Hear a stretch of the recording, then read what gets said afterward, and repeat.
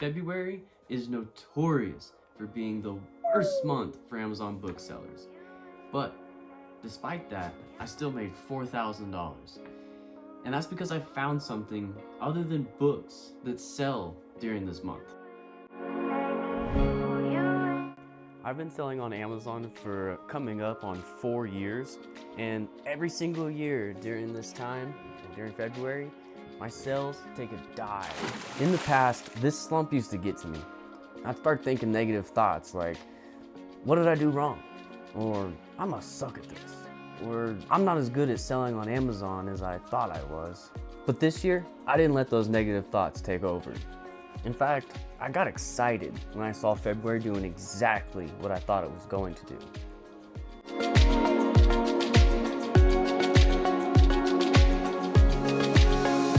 Why would I be excited about my sales dropping from compared to last month? Is it because I love pain? Painful, and I love you! No, it's because I've gained the confidence, truly understanding how the seasons work as an Amazon bookseller, and why February always brings a slump in sales. Not understanding this can cost us a ton of time and money. So let's dig into why February is historically the worst month for booksellers.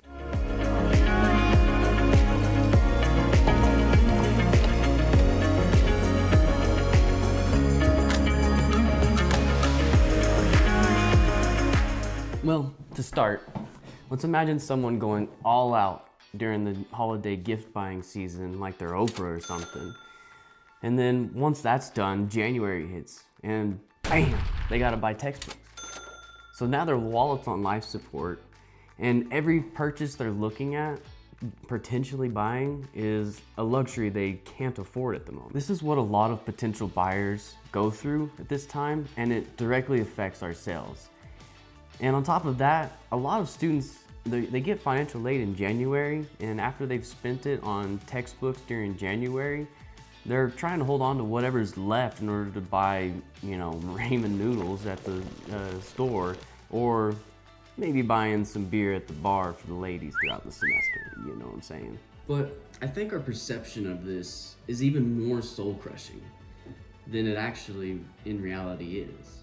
It's like climbing a mountain, thinking you've reached the peak after crushing it during the Christmas and textbook season of December and January, only to realize that that was a false summit, and you've got an even bigger climb to go with not really a clear end in sight, especially in the middle of February. The reason I think this is because my first few years I went through this same thing, thinking I'd cracked the code for Amazon selling and thinking sales were easy, only to be smacked in the face by February. Now, I know more what to expect, so it's not really a surprise to me anymore. In fact, it's welcomed because I know it's just part of the game.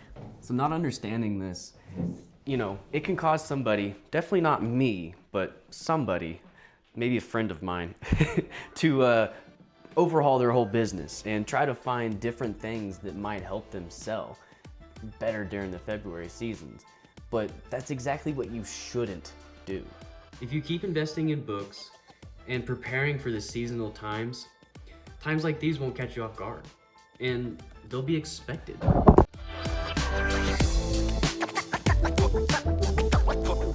So is there nothing you can do to help sales during this month?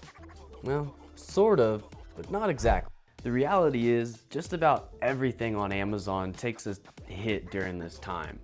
So no matter what you do, if you sell anything different or not, you're gonna see a little bit of slump in sales during this time. But I found another form of media that sells pretty well during this time, and that's DVDs and CDs. They've done about $2,500 worth of sales in this month alone for me.